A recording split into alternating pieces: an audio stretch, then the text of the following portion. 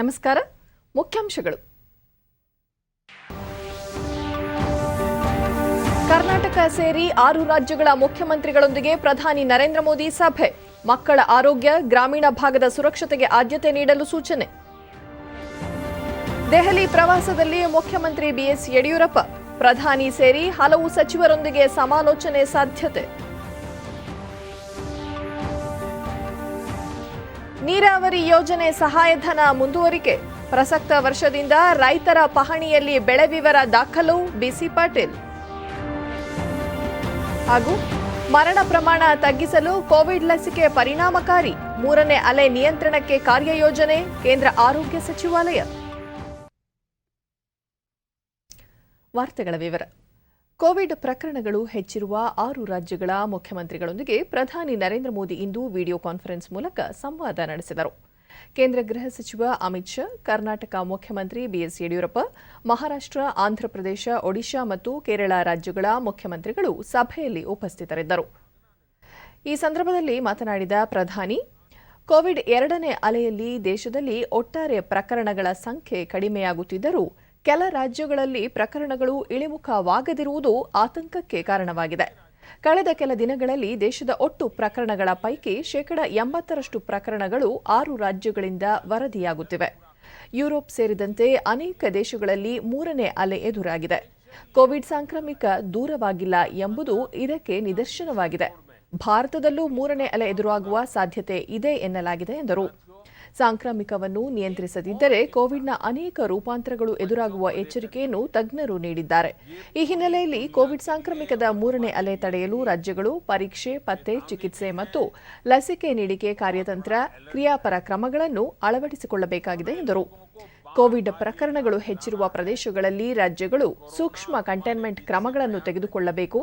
Positivity ದರ ಹೆಚ್ಚಿರುವ ಜಿಲ್ಲೆಗಳಲ್ಲಿ ಪರೀಕ್ಷೆ ಮತ್ತು ಲಸಿಕೆ ಅಭಿಯಾನಕ್ಕೆ ಒತ್ತು ನೀಡಬೇಕಾಗಿದೆ. ಐಸಿಯು ಹಾಸಿಗೆಗಳ ಸಾಮರ್ಥ್ಯವನ್ನು ಹೆಚ್ಚಿಸಬೇಕಾಗಿದ್ದು, ಗ್ರಾಮೀಣ ಪ್ರದೇಶಗಳತ್ತ ಹೆಚ್ಚು ಗಮನ ಹರಿಸಬೇಕಿದೆ. ಮಕ್ಕಳ ಆರೋಗ್ಯ ಸುರಕ್ಷತೆಗೆ ಹೆಚ್ಚಿನ ಆದ್ಯತೆ ನೀಡಬೇಕು. ಪಿಎಸ್ಎ ಆಮ್ಲಜನಕ ಸ್ಥಾವರಗಳನ್ನು 15-20 ದಿನಗಳ ಕಾಲಮಿತಿಯೊಂದಿಗೆ ಪೂರ್ಣಗೊಳಿಸಲು ಕ್ರಮ ತೆಗೆದುಕೊಳ್ಳಬೇಕು ಎಂದರು. ಕೋವಿಡ್ ಸೋಂಕು ಎದುರಿಸಲು ಕೇಂದ್ರ ಸರ್ಕಾರ 23,000 ಕೋಟಿ ರೂಪಾಯಿ ತುರ್ತು ನಿರ್ವಹಣಾ ಪ್ಯಾಕೇಜ್ ಘೋಷಿಸಿದೆ. ಆರೋಗ್ಯ ಮೂಲಸೌಕರ್ಯ ಬಲಪಡಿಸಲು ರಾಜ್ಯಗಳು ಈ ನಿಧಿಯನ್ನು ಬಳಕೆ ಮಾಡಿಕೊಳ್ಳಬೇಕು ಎಂದು ತಿಳಿಸಿದರು. बहुत सघन आबादी वाले हैं, हमें इसे भी ध्यान में रखना होगा. सार्वजनिक स्थलों पर भीड़ लगने से रोकने के लिए हमें सजग, सतर्क और सख्त होना पड़ेगा. सरकार के साथ साथ अन्य राजनीतिक दलों, सामाजिक संगठनों और एनजीओस को, सिविल सोसाइटी को साथ लेकर हमें लगातार लोगों को जागरूक करते रहना है. मुझे विश्वास है कि आप सबके व्यापक अनुभव इस दिशा में काफी काम आएंगे. आप सबने इस महत्वपूर्ण बैठक के लिए समय निकाला, इसके लिए आपका बहुत बहुत धन्यवाद. और जैसा आप सभी आदरणीय मुख्यमंत्री जी ने उल्लेख किया, मैं हर पल अवेलेबल हूं. हमारा संपर्क बना रहता है. आगे भी मैं हमेशा अवेलेबल रहूंगा ताकि हम सब मिलकर के इस संकट से मानव जात को बचाने के इस अभियान में अपने अपने राज्यों को भी हम बचा सकें.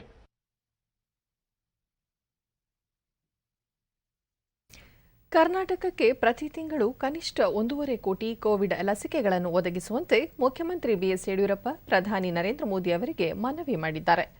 ಪ್ರಧಾನಿ ಅವರು ಇಂದು 6 ರಾಜ್ಯಗಳ ಮುಖ್ಯಮಂತ್ರಿಗಳ ಜತೆ ವರ್ಚುವಲ್ ಸಭೆ ನಡೆಸಿದರು.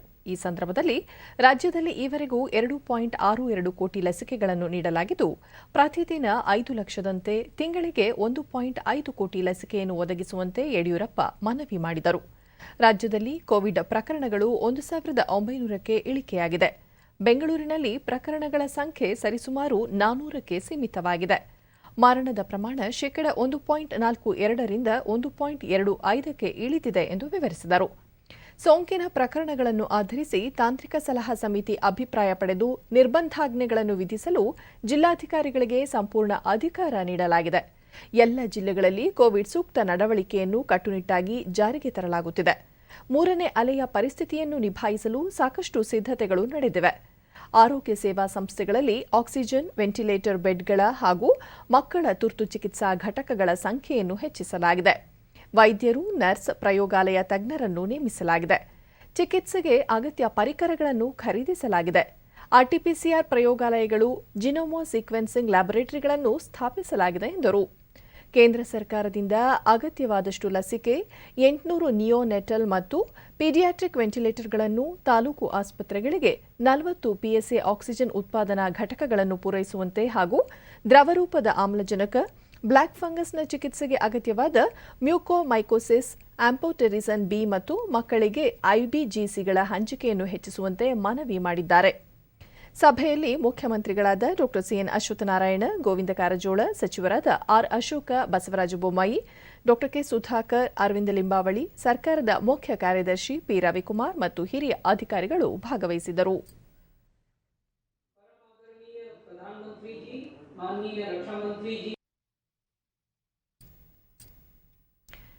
ಕೋವಿಡ್ ಸೋಂಕು ಮಕ್ಕಳನ್ನು ಬಾಧಿಸಲಿದೆ ಎಂಬ ವರದಿ ಹಿನ್ನೆಲೆಯಲ್ಲಿ ಚಿಕಿತ್ಸೆಗೆ ಸೂಕ್ತವಾದ ತರಬೇತಿ ನೀಡಿ ಆರೋಗ್ಯ ವ್ಯವಸ್ಥೆಯನ್ನು ಸಜ್ಜುಗೊಳಿಸಲಾಗುತ್ತಿದೆ ಎಂದು ವೈದ್ಯಕೀಯ ಶಿಕ್ಷಣ ಮತ್ತು ಆರೋಗ್ಯ ಸಚಿವ ಡಾ ಕೆ ಸುಧಾಕರ್ ತಿಳಿಸಿದ್ದಾರೆ.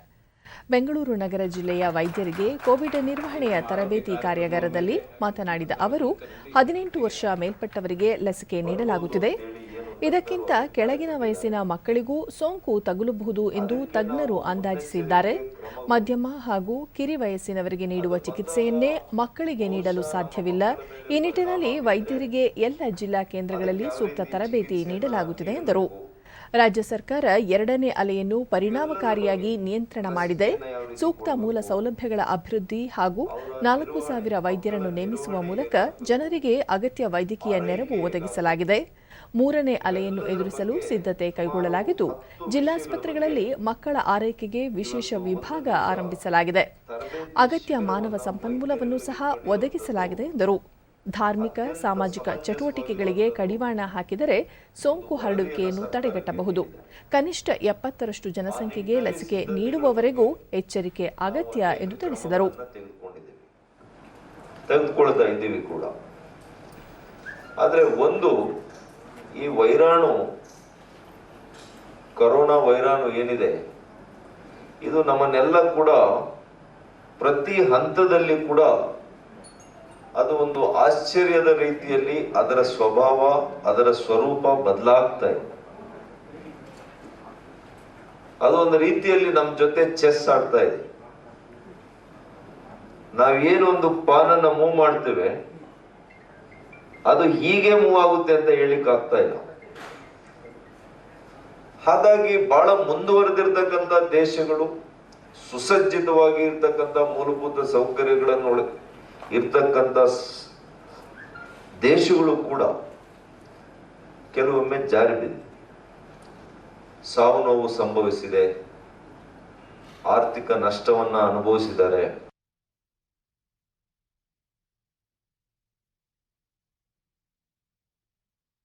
ಕುಡಿಯುವ ನೀರು ಸಂಗ್ರಹಕ್ಕಾಗಿ ಮೇಕೆದಾಟು ಬಳಿ ಅಣೆಕಟ್ಟು ನಿರ್ಮಿಸುವ ಯೋಜನೆ ಕೈಗೆತ್ತಿಕೊಳ್ಳಲು ಕಾನೂನಿನಲ್ಲಿ ಅವಕಾಶವಿದ್ದು, ಈ ವಿಷಯದಲ್ಲಿ ಯಾವುದೇ ಗೊಂದಲಗಳು ಬೇಡ ಎಂದು ಮುಖ್ಯಮಂತ್ರಿ ಬಿಎಸ್ ಯಡಿಯೂರಪ್ಪ ತಿಳಿಸಿದ್ದಾರೆ. ದೆಹಲಿ ಪ್ರವಾಸದಲ್ಲಿರುವ ಅವರು ಸುದ್ದಿಗಾರರೊಂದಿಗೆ, ಮೇಕೆದಾಟು ಯೋಜನೆಯಿಂದ ತಮಿಳುನಾಡಿಗೆ ಯಾವುದೇ ತೊಂದರೆಯಾಗುವುದಿಲ್ಲ, ಈ ಕುರಿತು ಪತ್ರ ಕೂಡ ಬರೆಯಲಾಗಿದೆ ಎಂದರು. ಇಂದು ಮತ್ತು ನಾಳೆ ಪ್ರಧಾನಿ ನರೇಂದ್ರ ಮೋದಿ, ಕೇಂದ್ರ ಗೃಹ ಸಚಿವ ಅಮಿತ್ ಶಾ, ರಕ್ಷಣಾ ಸಚಿವ ರಾಜನಾಥ್ ಸಿಂಗ್ ಮತ್ತು ಕರ್ನಾಟಕದಿಂದ ಕೇಂದ್ರ ಸಂಪುಟದಲ್ಲಿ ಸಚಿವರಾಗಿರುವವರನ್ನು ಭೇಟಿ ಮಾಡಲಿದ್ದೇನೆ. ರಾಜ್ಯದ ಅಭಿವೃದ್ಧಿಗೆ ಸಂಬಂಧಿಸಿದಂತೆ ವಿವಿಧ ಯೋಜನೆಗಳ ಕುರಿತು ಈ ಸಂದರ್ಭದಲ್ಲಿ ಚರ್ಚೆ ನಡೆಸಲಾಗುವುದು ಎಂದು ತಿಳಿಸಿದರು. ಎಲ್ಲ ಪ್ರಾಮಾಣಿಕ ಪ್ರಯತ್ನ ಮಾಡ್ತೇವೆ. ಈ ಬಗ್ಗೆ ಯಾವುದೇ ರೀತಿ ಗೊಂದಲ ಇಟ್ಕೊಳ್ಳೋದು ಬೇಡ. ನಾನು ಕರ್ನಾಟಕ ರಾಜ್ಯದಲ್ಲಿ ಭರವಸೆ ಕೊಡ್ತೇನೆ, ಮೇಕೆದಾಟು ಯೋಜನೆ 100% ನಾವು ಕಾರ್ಯರೂಪಕ್ಕೆ ತರ್ತೇವೆ ಅನ್ನೋ ಭರವಸೆನ ಕೊಡ್ತೇವೆ. ಇವತ್ತು 6 ಗಂಟೆ ಮೇಲೆ ಮಾನ್ಯ ಪ್ರಧಾನಮಂತ್ರಿ ನರೇಂದ್ರ ಮೋದಿಜಿಯವರನ್ನ ಭೇಟಿ ಮಾಡ್ತೇನೆ. ಮತ್ತೆ ಹೊಸದಾಗಿ ಯಾರು ನಮ್ಮ ಕರ್ನಾಟಕದಿಂದ ಸಚಿವರಾಗಿದ್ದಾರೆ ಅವರು ಮತ್ತು ಎಲ್ಲರನ್ನು ನಾಳೆ ಭೇಟಿ ಮಾಡ್ತೇನೆ.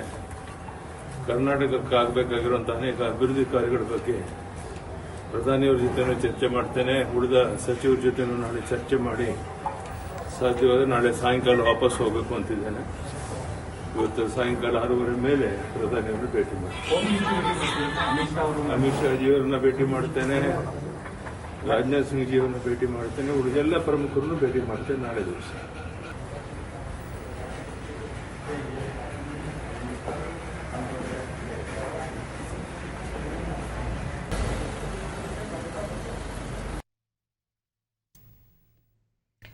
ಮುಖ್ಯಮಂತ್ರಿಗಳ ಸೂಕ್ಷ್ಮ ನೀರಾವರಿ ಯೋಜನೆಯಡಿ ಎಲ್ಲ ವರ್ಗದ ರೈತರಿಗೆ ನೀಡಲಾಗುತ್ತಿರುವ ಸಹಾಯಧನವನ್ನು ಈ ವರ್ಷವೂ ಮುಂದುವರಿಸಲಾಗುವುದು ಎಂದು ಕೃಷಿ ಸಚಿವ ಬಿಸಿ ಪಾಟೀಲ್ ತಿಳಿಸಿದ್ದಾರೆ. ರಾಜ್ಯದ ಎಲ್ಲ ಜಿಲ್ಲೆಗಳ ಕೃಷಿ ಅಧಿಕಾರಿಗಳ ಜತೆ ಮುಂಗಾರು ಹಂಗಾಮಿನ ಕೃಷಿ ಚಟುವಟಿಕೆಗಳ ಬಗ್ಗೆ ಪ್ರಗತಿ ಪರಿಶೀಲನೆ ನಡೆಸಿದ ಬಳಿಕ ಸಚಿವರು 2 ಹೆಕ್ಟೇರ್ ಭೂಮಿ ಹೊಂದಿರುವ ರೈತರಿಗೆ 90% 5 ಹೆಕ್ಟೇರ್ ಭೂಮಿ ಹೊಂದಿರುವವರಿಗೆ 45% ಸಹಾಯಧನ ನೀಡಲಾಗುತ್ತಿತ್ತು. ಮುಖ್ಯಮಂತ್ರಿಗಳ ಆದೇಶದ ಮೇರೆಗೆ ಈ ವರ್ಷವೂ ಕೂಡ ಈ ಸಹಾಯಧನವನ್ನು ಮುಂದುವರೆಸಲಾಗುತ್ತಿದೆ ಎಂದರು. ರೈತರು ತಾವು ಬೆಳೆದ ಬೆಳೆಯ ಮಾಹಿತಿಯನ್ನು ಮೊಬೈಲ್ ಆಪ್ನಲ್ಲಿ ಸ್ವಯಂ ದಾಖಲಿಸಿ ಬೆಳೆ ಸಮೀಕ್ಷೆಯಲ್ಲಿ ಭಾಗಿಯಾಗುವ ಯೋಜನೆ ರಾಜ್ಯದಲ್ಲಿ ಯಶಸ್ವಿಯಾಗಿದ್ದು ಕೇಂದ್ರ ಸರ್ಕಾರ ಮೆಚ್ಚುಗೆ ವ್ಯಕ್ತಪಡಿಸಿದೆ.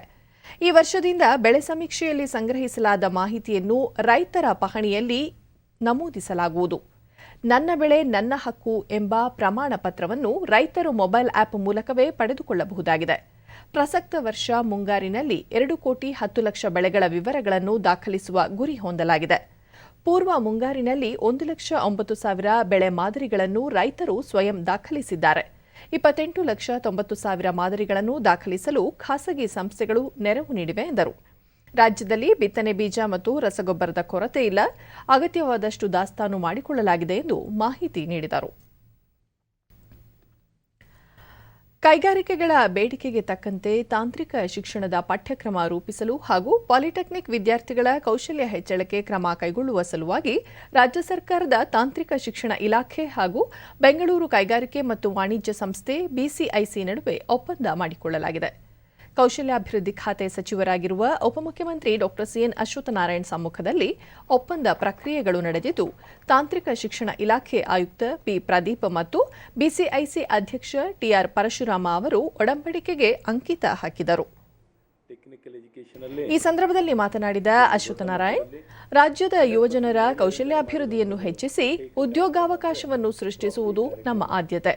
ಅದಕ್ಕೆ ಪೂರಕವಾಗಿ ಕೈಗಾರಿಕೆಗಳು ಮತ್ತು ಹಳೆಯ ವಿದ್ಯಾರ್ಥಿಗಳ ಸಹಕಾರದಿಂದ ಸರ್ಕಾರಿ ತಾಂತ್ರಿಕ ಶಿಕ್ಷಣ ಸಂಸ್ಥೆಗಳನ್ನು ಅಭಿವೃದ್ಧಿಪಡಿಸಲಾಗುತ್ತಿದೆ. ನೂತನ ರಾಷ್ಟ್ರೀಯ ಶಿಕ್ಷಣ ನೀತಿಯಲ್ಲಿ ತಾಂತ್ರಿಕ ಶಿಕ್ಷಣಕ್ಕೆ ಹೆಚ್ಚಿನ ಆದ್ಯತೆ ನೀಡಲಾಗಿದೆ. ಈ ಅಂಶಗಳನ್ನು ಗಮನದಲ್ಲಿ ಇರಿಸಿಕೊಂಡು ಪ್ರತಿಯೊಂದು ಶಿಕ್ಷಣ ಸಂಸ್ಥೆಗೂ ಕಾಯಕಲ್ಪ ನೀಡಲಾಗುವುದು ಎಂದರು. ಪ್ರಸಕ್ತ ಜಾಗತಿಕ ಕೈಗಾರಿಕಾ ವ್ಯವಸ್ಥೆಗೆ ತಕ್ಕಂತೆ ವಿದ್ಯಾರ್ಥಿಗಳಿಗೆ ಮಾರ್ಗದರ್ಶನ ಮಾಡಲು ಡಿಇಟಿ ಕೇಸ್ ಸೆಂಟರ್ ಸ್ಥಾಪನೆ ಮಾಡುವುದು, ಕೈಗಾರಿಕೆಗಳಲ್ಲಿ 6 ತಿಂಗಳ ಕಾಲ ತರಬೇತಿ ನೀಡುವುದು, ಆನ್ಲೈನ್ನಲ್ಲಿ ವಿದ್ಯಾರ್ಥಿಯ ವ್ಯಕ್ತಿಚಿತ್ರಣ ನೋಡಿ ಉದ್ಯೋಗಕ್ಕೆ ಆಯ್ಕೆ ಮಾಡಿಕೊಳ್ಳುವ ವ್ಯವಸ್ಥೆ ರೂಪಿಸುವುದು, ತಾಂತ್ರಿಕ ಶಿಕ್ಷಣಕ್ಕೆ ಅಗತ್ಯವಾದ ಮೂಲ ಸೌಲಭ್ಯ ಅಭಿವೃದ್ಧಿ ಹಾಗೂ ಅಧ್ಯಾಪಕರ ಜ್ಞಾನಾಭಿವೃದ್ಧಿಗೆ ನುರಿತ ತಜ್ಞರಿಂದ ತರಬೇತಿ, ಸಮಕಾಲೀನ ವಿಷಯಗಳ ಕುರಿತು ಪಠ್ಯ ರಚನೆ ಸೇರಿದಂತೆ ಹಲವಾರು ಅಂಶಗಳು ಒಪ್ಪಂದದಲ್ಲಿ ಅಡಕವಾಗಿವೆ ಎಂದರು. The problem solving also, the industry problem solving can be done in this institution. I think that is an excellent way. Even the cost cutting for either of us, the cost cutting can be done by making use of your facility, and similarly for you to make use of our institution as the research lab, innovation lab. Our government institution can be completely utilized. Now we are trying to keep it in isolation, but we are willing to extend all the facilities, sir. You want to improve, you want to grow, you want to do well, and you want to prove yourself to any other country or to prove for ourselves. Education and technical skilling is the only way where we can come up and ensure our better future for ourselves. ರಾಜ್ಯದಲ್ಲಿ Covid ಪ್ರಕರಣಗಳ ಸಂಖ್ಯೆ ಕಡಿಮೆಯಾಗಿರುವ ಹಿನ್ನೆಲೆಯಲ್ಲಿ ಶೈಕ್ಷಣಿಕ ಚಟುವಟಿಕೆಗಳಿಗೆ ಚಾಲನೆ ನೀಡಲಾಗಿದ್ದು, ಮೊದಲ ಹಂತದಲ್ಲಿ ವೈದ್ಯಕೀಯ ಶಿಕ್ಷಣ ಸಂಸ್ಥೆಗಳ ಭೌತಿಕ ತರಗತಿಗಳನ್ನು ಆರಂಭಿಸಲು ರಾಜ್ಯ ಸರ್ಕಾರ ಅನುಮತಿ ನೀಡಿದೆ. ತಜ್ಞರ ಸಲಹೆ ಆಧರಿಸಿ ರಾಜ್ಯ ಪ್ರಕೃತಿ ವಿಕೋಪ ನಿರ್ವಹಣಾ ಸಮಿತಿ ಆರೋಗ್ಯ ಮತ್ತು ವೈದ್ಯಕೀಯ ಕ್ಷೇತ್ರದ ಶಿಕ್ಷಣ ಸಂಸ್ಥೆಗಳ ಭೌತಿಕ ತರಗತಿಗಳನ್ನು ಆರಂಭಿಸುವ ಕುರಿತು ಆದೇಶ ಹೊರಡಿಸಿದೆ. ವೈದ್ಯಕೀಯ, ದಂತವೈದ್ಯಕೀಯ, ಆಯುಷ್ ಶಿಕ್ಷಣಕ್ಕೆ ಸಂಬಂಧಿಸಿದ ಕಾಲೇಜುಗಳು, ನರ್ಸಿಂಗ್ ಕಾಲೇಜುಗಳು ಹಾಗೂ ಆರೋಗ್ಯ ಕ್ಷೇತ್ರಕ್ಕೆ ಸಂಬಂಧಿಸಿದ ಶಿಕ್ಷಣ ಸಂಸ್ಥೆಗಳು ಮತ್ತು ಕಾಲೇಜುಗಳನ್ನು ತೆರೆಯಲು ಅನುಮತಿ ನೀಡಲಾಗಿದೆ. ಭೌತಿಕ ತರಗತಿಗಳಿಗೆ ಹಾಜರಾಗುವವರು ಕಡ್ಡಾಯವಾಗಿ ಕನಿಷ್ಠ 1 ಡೋಸ್ ಕೋವಿಡ್ ಲಸಿಕೆಯನ್ನು ಪಡೆದಿರಲೇಬೇಕು. ಕಾಲೇಜು ಆಡಳಿತ ಮಂಡಳಿಗಳು ಕೋವಿಡ್ ಸುರಕ್ಷತಾ ಶಿಷ್ಟಾಚಾರ ಪಾಲನೆಗೆ ಒತ್ತು ನೀಡಬೇಕು. ಒಂದು ವೇಳೆ ನಿಯಮ ಉಲ್ಲಂಘನೆಯಾದರೆ ಪ್ರಕೃತಿ ವಿಕೋಪ ನಿರ್ವಹಣಾ ಕಾಯ್ದೆಯಡಿ ಕ್ರಮ ಜರುಗಿಸಲಾಗುವುದು ಎಂದು ಆದೇಶದಲ್ಲಿ ತಿಳಿಸಲಾಗಿದೆ.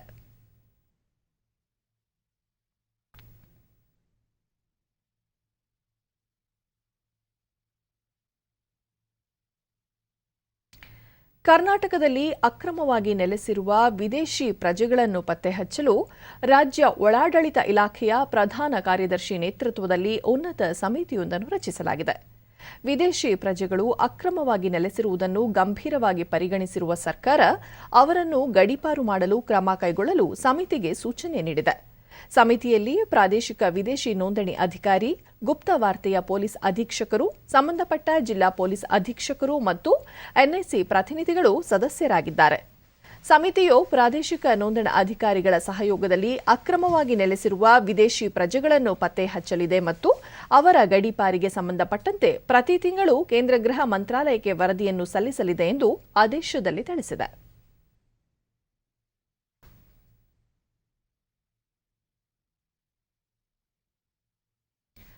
ರಾಜ್ಯದ ಮಲೆನಾಡು ಹಾಗೂ ಕರಾವಳಿ ಭಾಗದಲ್ಲಿ ಭಾರೀ ಮಳೆಯಾಗುತ್ತಿರುವ ಹಿನ್ನೆಲೆಯಲ್ಲಿ ಕೇಂದ್ರ ಕೃಷಿ ಮತ್ತು ರೈತರ ಕಲ್ಯಾಣ ಖಾತೆ ರಾಜ್ಯ ಸಚಿವೆ ಶೋಭಾ ಕರಂದ್ಲಾಜೆ ಉಡುಪಿ ಮತ್ತು ಚಿಕ್ಕಮಗಳೂರು ಜಿಲ್ಲಾಧಿಕಾರಿಗಳೊಂದಿಗೆ ಇಂದು ಸಭೆ ನಡೆಸಿದರು. ದೆಹಲಿಯ ತಮ್ಮ ಕಚೇರಿ ಕೃಷಿ ಭವನದಿಂದ ವಿಡಿಯೋ ಕಾನ್ಫರೆನ್ಸ್ ಮೂಲಕ ಸಭೆ ನಡೆಸಿದ ಅವರು ಪ್ರಕೃತಿ ವಿಕೋಪಗಳ ಕುರಿತು ಜಿಲ್ಲೆಗಳಲ್ಲಿನ ಕೋವಿಡ್ ನಿರ್ವಹಣೆ, 3ನೇ ಅಲೆಗೆ ನಡೆಸಿರುವ ತಯಾರಿ ಹಾಗೂ ಕೇಂದ್ರ ಪುರಸ್ಕೃತ ಯೋಜನೆಗಳ ಕುರಿತು ಚರ್ಚಿಸಿದರು. ಜನರ ಸಂಕಷ್ಟಗಳಿಗೆ ತಕ್ಷಣ ನೆರವು ನೀಡುವಂತೆ ಸೂಚಿಸಿದ ಅವರು ಮುಂಬರುವ ದಿನಗಳಲ್ಲಿ ಕೈಗೊಳ್ಳಬೇಕಾದ ಸಿದ್ಧತೆಗಳ ಕುರಿತು ಸಲಹೆ ನೀಡಿದರು.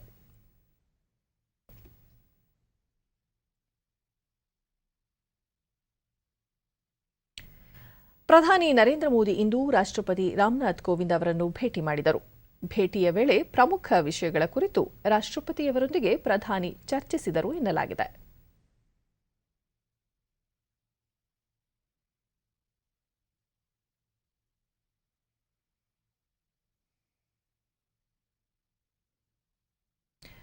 ಕೋವಿಡ್ ಲಸಿಕೆಯ 1 ಡೋಸ್ನಿಂದ ಸಾವಿನ ಪ್ರಮಾಣವನ್ನು 82% ತಗ್ಗಿಸಬಹುದಾಗಿದ್ದು, 2 ಡೋಸ್ಗಳಿಂದ ಕೋವಿಡ್ 2ನೇ ಅಲೆಯಲ್ಲಿ ಸಾವಿನ ಸಂಖ್ಯೆಯನ್ನು 95% ಯಶಸ್ವಿಯಾಗಿ ತಡೆಯಬಹುದಾಗಿದೆ ಎಂದು ನೀತಿ ಆಯೋಗದ ಸದಸ್ಯ ಡಾ ವಿಕೆ ಪಾಲ್ ತಿಳಿಸಿದ್ದಾರೆ. ದೆಹಲಿಯಲ್ಲಿಂದು ಅವರು ದೇಶದಲ್ಲಿ ಕೋವಿಡ್ ಲಸಿಕೆ ನೀಡಿಕೆ ಕಾರ್ಯಕ್ರಮ ಯಶಸ್ವಿಯಾಗಿ ನಡೆಯುತ್ತಿದೆ, ಎಲ್ಲರೂ ಲಸಿಕೆ ಪಡೆದರೆ 3ನೇ ಅಲೆಯನ್ನು ತಡೆಯಲು ಸಾಧ್ಯವಾಗಲಿದೆ, ಗರ್ಭಿಣಿಯರಿಗೆ ಈಗಾಗಲೇ ಮಾರ್ಗಸೂಚಿಗಳನ್ನು ಹೊರಡಿಸಲಾಗಿದೆ ಎಂದರು.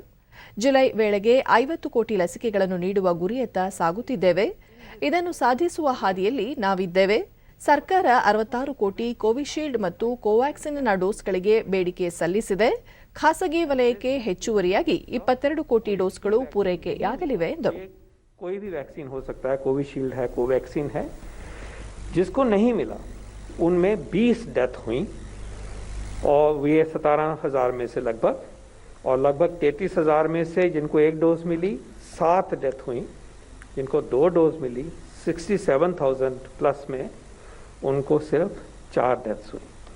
अगर हम इसका रेट देखें, पर 1000 है ये, पर 100 नहीं है, ध्यान रखना, पर 1000 है ये.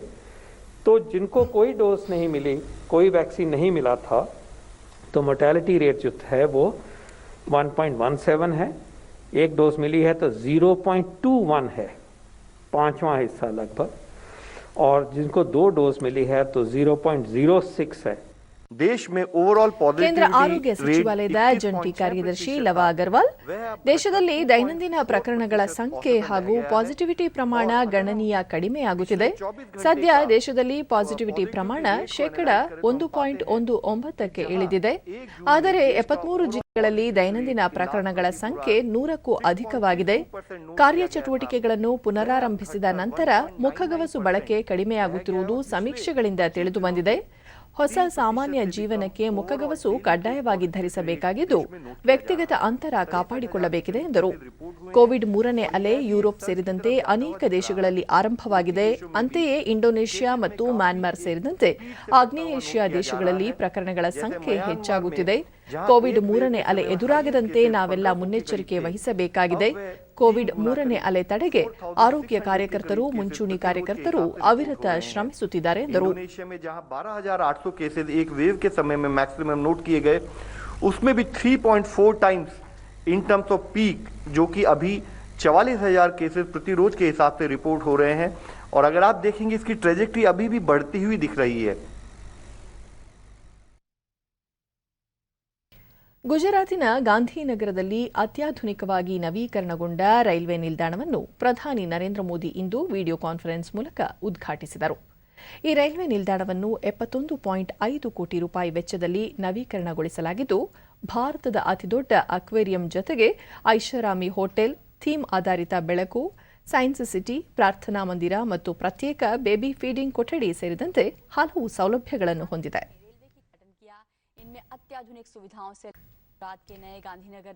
ಗಾಂಧಿನಗರ ವಾರಣಾಸಿ ನಡುವೆ ಸಂಚರಿಸುವ ಸೂಪರ್ ಫಾಸ್ಟ್ ರೈಲು ಮತ್ತು ಗಾಂಧಿನಗರ ವರೇಥಾ ರೈಲುಗಳ ಸಂಚಾರಕ್ಕೆ ಇದೇ ವೇಳೆ ಚಾಲನೆ ನೀಡಿದರು. ಬಳಿಕ ಅವರು ದೇಶದಲ್ಲಿ ಮೂಲಸೌಕರ್ಯ ಯೋಜನೆಗಳು ಅತಿ ವೇಗದಿಂದ ಅನುಷ್ಠಾನಗೊಳ್ಳುತ್ತಿವೆ, ರೈಲ್ವೆಯಲ್ಲಿ ಅಗಾಧ ಪ್ರಗತಿಯಾಗುತ್ತಿದೆ, ಹೊಸ ರೈಲುಗಳು, ಆಧುನಿಕ ಬೋಗಿಗಳು, ನವೀಕರಣಗೊಂಡ ರೈಲ್ವೆ ನಿಲ್ದಾಣಗಳನ್ನು ನಾವೀಗ ಕಾಣುತ್ತಿದ್ದೇವೆ. ಮುಂದಿನ ದಿನಗಳಲ್ಲಿ ರೈಲ್ವೆ ಕಾರಿಡಾರ್ಗಳು ಕಾರ್ಯಾಚರಣೆಗೆ ಸಿದ್ಧವಾದ ನಂತರ ರೈಲುಗಳ ವೇಗವೂ ಹೆಚ್ಚಲಿದೆ. ಭಾರತ ಇಂದು ವಿಶ್ವದ ಆಧುನಿಕ ರೈಲು ವ್ಯವಸ್ಥೆ ಹೊಂದಿರುವ ದೇಶವೆನಿಸಿದೆ. ಸಾಮಾನ್ಯ ಜನರು ವಿಮಾನ ನಿಲ್ದಾಣದಂತಹ ಸೌಲಭ್ಯಗಳನ್ನು ಪಡೆಯುವತ್ತ ರೈಲು ನಿಲ್ದಾಣಗಳನ್ನು ಅಭಿವೃದ್ಧಿಪಡಿಸಲಾಗುತ್ತಿದೆ. ಸುರಕ್ಷತೆ, ವೇಗ ಮತ್ತು ಸೌಲಭ್ಯಗಳನ್ನು ಸುಧಾರಿಸಲಾಗಿದೆ ಎಂದರು. ಕೇಂದ್ರ ಗೃಹ ಸಚಿವ ಅಮಿತ್ ಶಾ, ಗುಜರಾತ್ ಮುಖ್ಯಮಂತ್ರಿ ವಿಜಯ್ ರೂಪಾನಿ ಸೇರಿದಂತೆ ಇತರ ಗಣ್ಯರು ಉಪಸ್ಥಿತರಿದ್ದರು. एक्वेटिक्स गैलरी ये देश के ही नहीं बल्कि एशिया के टॉप एक्वेरियम में से एक है.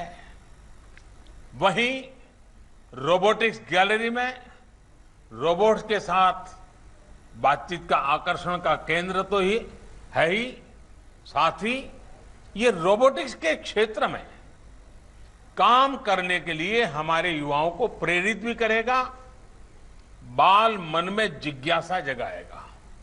21वीं सदी के भारत की जरूरत 20वीं सदी के तौर तरीकों से पूरी नहीं हो सकती और इसलिए रेलवे में नए सिरे से रिफॉर्म की जरूरत थी. हमने रेलवे को सिर्फ एक सर्विस के तौर पर नहीं बल्कि एक एसेट के तौर पर विकसित करने के लिए काम शुरू किया. आज इसके परिणाम देखने को मिल रहे हैं.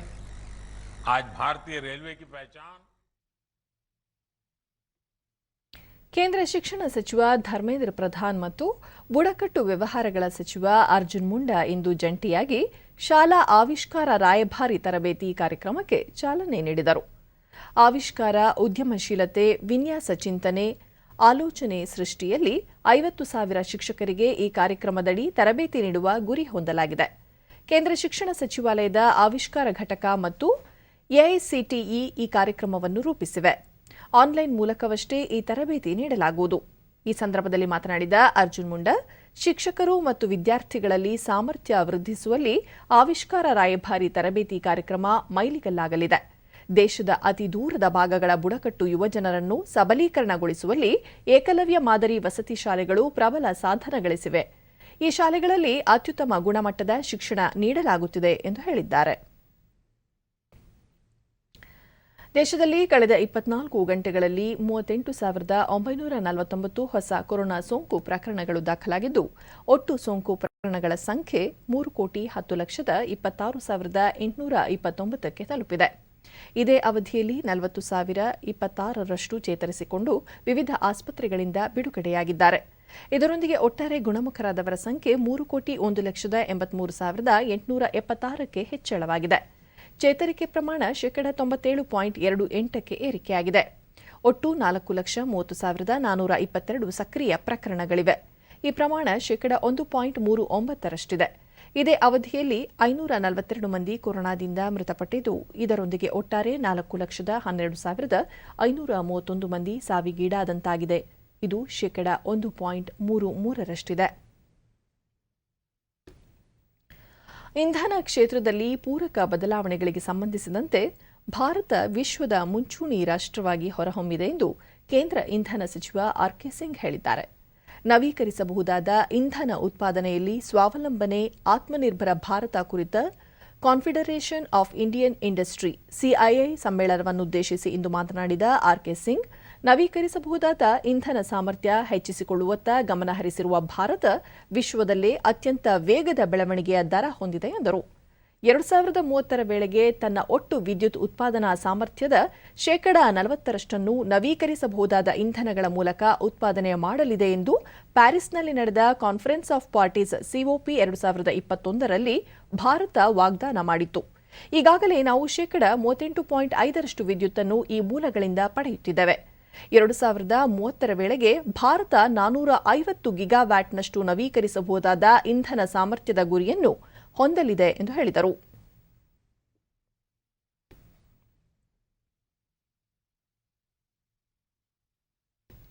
ಇನ್ನು ಹವಾವರ್ತಮಾನ. ರಾಜ್ಯದ ಕರಾವಳಿ ಹಾಗೂ ದಕ್ಷಿಣ ಒಳನಾಡಿನಲ್ಲಿ ನೈಋತ್ಯ ಮುಂಗಾರು ಚುರುಕುಗೊಂಡಿದ್ದು, ಉತ್ತರ ಒಳನಾಡಿನ ಕೆಲವೆಡೆ ಮಳೆಯಾಗಿದೆ. ಮುಲ್ಕಿಯಲ್ಲಿ ಅತಿ ಹೆಚ್ಚು 20 ಸೆಂಟಿಮೀಟರ್ ಮಳೆಯಾಗಿರುವುದು ದಾಖಲಾಗಿದೆ. ಉಳಿದಂತೆ ಪಣಂಬೂರು ಮಾಣಿ 15, ಮಂಗಳೂರು ವಿಮಾನ ನಿಲ್ದಾಣ ಪುತ್ತೂರು 12, ಕೋಟ ಕೊಲ್ಲೂರು 11, ಬೆಳ್ತಂಗಡಿ ಉಪ್ಪಿನಂಗಡಿ ಸುಳ್ಯ ಕಾರ್ಕಳ ಹೊಸನಗರ 10, ಉಡುಪಿ ಧರ್ಮಸ್ಥಳ ಮಡಿಕೇರಿ ಭಾಗಮಂಡಲ 9, ಮಂಕಿ ಕಾರವಾರ ಸುಬ್ರಹ್ಮಣ್ಯ ಆಗುಂಬೆ 8, ಹೊನ್ನಾವರ ಶಿರಾಲಿ ಗೋಕರ್ಣ ಕೊಟ್ಟಿಗೆಹಾರ ಜಯಪುರ ಮೂರ್ನಾಡಿನಲ್ಲಿ 7 ಸೆಂಟಿಮೀಟರ್ ಮಳೆಯಾಗಿದೆ. ಮುನ್ಸೂಚನೆಯಂತೆ ಮುಂದಿನ 24 ಗಂಟೆಗಳಲ್ಲಿ ರಾಜ್ಯದ ಬಹುತೇಕ ಕಡೆ ಗುಡುಗು ಸಹಿತ ಮಳೆಯಾಗುವ ಸಾಧ್ಯತೆ. ಸಮುದ್ರ ತೀರದಲ್ಲಿ ಮೇಲ್ಮೈ ಗಾಳಿ ಗಂಟೆಗೆ 40ರಿಂದ 50 ಕಿಲೋಮೀಟರ್ ವೇಗದಲ್ಲಿ ಬೀಸಲಿದ್ದು, ಮೀನುಗಾರರು ಸಮುದ್ರಕ್ಕೆ ಇಳಿಯದಂತೆ ಮುನ್ನೆಚ್ಚರಿಕೆ ನೀಡಲಾಗಿದೆ. ಬೆಂಗಳೂರು ಸುತ್ತಮುತ್ತ ಸಾಮಾನ್ಯವಾಗಿ ಮೋಡ ಕವಿದ ವಾತಾವರಣ, ಬಿರುಗಾಳಿ ಸಹಿತ ಮಳೆ ಸಾಧ್ಯತೆ. ಗರಿಷ್ಠ 27, ಕನಿಷ್ಠ 20 ಡಿಗ್ರಿ ಸೆಲ್ಸಿಯಸ್ ತಾಪಮಾನ ದಾಖಲಾಗುವ ನಿರೀಕ್ಷೆಯಿದೆ. ಕೊನೆಯಲ್ಲಿ ಮತ್ತೊಮ್ಮೆ ಮುಖ್ಯಾಂಶಗಳು. ಕರ್ನಾಟಕ ಸೇರಿ 6 ರಾಜ್ಯಗಳ ಮುಖ್ಯಮಂತ್ರಿಗಳೊಂದಿಗೆ ಪ್ರಧಾನಿ ನರೇಂದ್ರ ಮೋದಿ ಸಭೆ. ಮಕ್ಕಳ ಆರೋಗ್ಯ, ಗ್ರಾಮೀಣ ಭಾಗದ ಸುರಕ್ಷತೆಗೆ ಆದ್ಯತೆ ನೀಡಲು ಸೂಚನೆ. ದೆಹಲಿ ಪ್ರವಾಸದಲ್ಲಿ ಮುಖ್ಯಮಂತ್ರಿ BS ಯಡಿಯೂರಪ್ಪ, ಪ್ರಧಾನಿ ಸೇರಿ ಹಲವು ಸಚಿವರೊಂದಿಗೆ ಸಮಾಲೋಚನೆ ಸಾಧ್ಯತೆ. ನೀರಾವರಿ ಯೋಜನೆ ಸಹಾಯಧನ ಮುಂದುವರಿಕೆ. ಪ್ರಸಕ್ತ ವರ್ಷದಿಂದ ರೈತರ ಪಹಣಿಯಲ್ಲಿ ಬೆಳೆ ವಿವರ ದಾಖಲು, BC ಪಾಟೀಲ್. ಹಾಗೂ ಮರಣ ಪ್ರಮಾಣ ತಗ್ಗಿಸಲು ಕೋವಿಡ್ ಲಸಿಕೆ ಪರಿಣಾಮಕಾರಿ, 3ನೇ ಅಲೆ ನಿಯಂತ್ರಣಕ್ಕೆ ಕಾರ್ಯಯೋಜನೆ, ಕೇಂದ್ರ ಆರೋಗ್ಯ ಸಚಿವಾಲಯ. ನಮ್ಮ ವಾರ್ತಾ ಪ್ರಸಾರವನ್ನು ನೀವು ಡಿಡಿ ಚಂದನ ನ್ಯೂಸ್ ಯೂಟ್ಯೂಬ್ ಚಾನೆಲ್ನಲ್ಲೂ ವೀಕ್ಷಿಸಬಹುದು. ವೀಕ್ಷಕರೇ, ನಾನು ಈಗ ಸ್ಟುಡಿಯೋದಿಂದ ತೆರಳುತ್ತಿರುವ ಕಾರಣ ಮಾಸ್ಕ್ ಧರಿಸುತ್ತಿದ್ದೇನೆ. ನೀವು ಸಹ ಮನೆಯಿಂದ ಹೊರಹೋಗುವ ಮುನ್ನ ಸರಿಯಾದ ಕ್ರಮದಲ್ಲಿ ತಪ್ಪದೆ ಮಾಸ್ಕ್ ಧರಿಸಿ. ವ್ಯಕ್ತಿಗತ ಅಂತರ ಕಾಪಾಡಿಕೊಳ್ಳುವುದರೊಂದಿಗೆ ನೀವು ಸುರಕ್ಷಿತವಾಗಿರಿ, ನಿಮ್ಮವರನ್ನು ಸುರಕ್ಷಿತವಾಗಿರಿಸಿ. ನೈರ್ಮಲ್ಯಕ್ಕೆ ಆದ್ಯತೆ ನೀಡುವುದರ ಜೊತೆಗೆ ಸೋಂಕು ತಡೆಗೆ ಕೋವಿಡ್-19 ಲಸಿಕೆ ಪಡೆಯುವುದು ಅಗತ್ಯ. ಇಲ್ಲಿಗೆ ವಾರ್ತಾ ಪ್ರಸಾರ ಮುಕ್ತಾಯವಾಯಿತು. ನಮಸ್ಕಾರ.